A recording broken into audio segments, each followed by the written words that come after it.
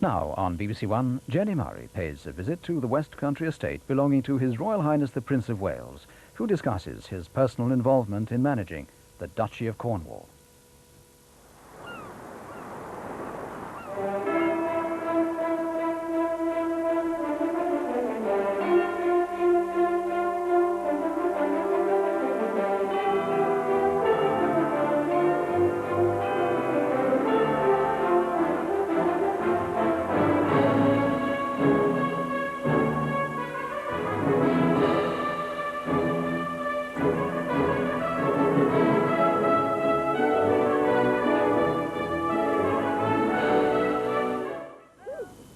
An annual rental of 300 puffins a year was yielded up by the Isles of Scilly to their feudal lord. Today there are tropical gardens, flowers and tourists. And the Duchy does do things over and above what's expected. When they help bring electricity to the off-islands of the Scillies, they not surprisingly like the world to know about it. Good publicity is assured with a prince who, as everyone knows, shall have paparazzi wherever he goes. The prince is stepping ashore now. He's wearing a light brown, double-breasted tweed jacket, a pair of grey slacks and brown suede shoes. Having a quick word with the crew of the Legend, and he's going forward now to have a word with some of the holidaymakers who are here. The outer islands of St Agnes, St Martin's and Briar are sparsely populated. Most Ceylonians live on St Mary's. But without electricity from the mainland, those islands would have died. Part-time electricity from a generator cost each household £70 a week. The Duchy, the Electricity Board and the Countryside Commission were persuaded to cough up the cash by the persistence of one farmer, Colin Daly. The Act says that if 6 premises are fairly close together, they can put a requisition into the board. The board either has to lay on the power or within 14 days can object.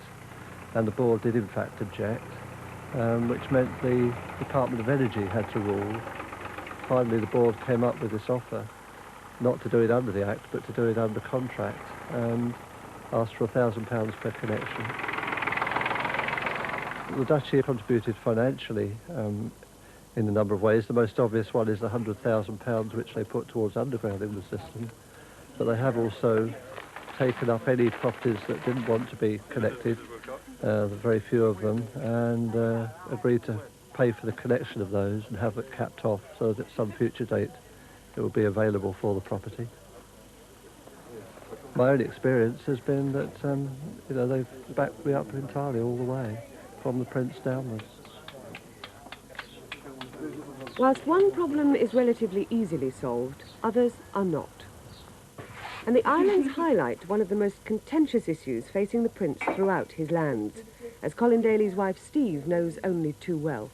Well, I think something that worries several of us up here, particularly people who've got children of marriageable age, is that there doesn't seem to be much possibility of them being able to stay unless they get a house.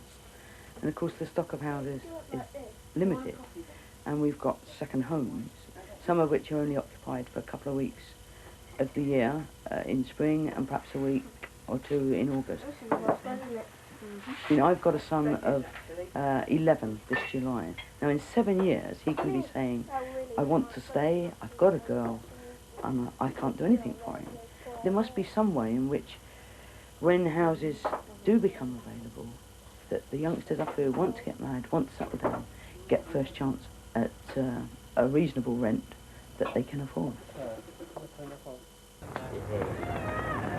Public hoo-ha, though, is what the Duchy can expect on the Isles of Scilly.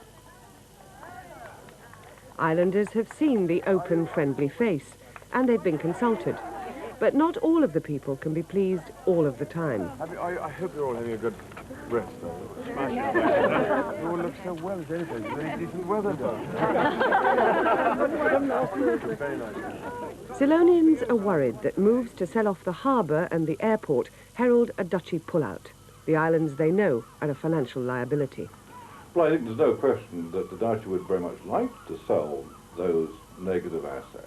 That would relieve them the responsibility for repair and maintenance.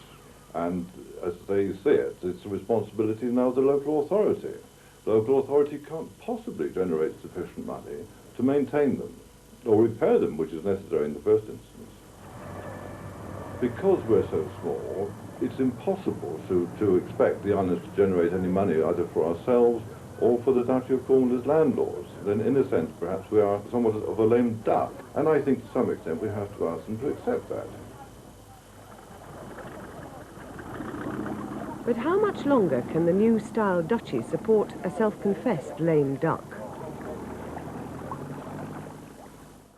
It'll be interesting to see whether one day William listens, but I hope that rather like a farmer's son following his father around the farm and picking things out, that I would hope that he would do the same in a sense. How many do you think of that? 1, 2, 3, 4. 4. Well done. But I would, I think, advise him to make sure he has good advice around him. See the one with the... And the great secret in life, I think, is to choose the right people to help you do the job. Oh, you come with me. I'll come with you.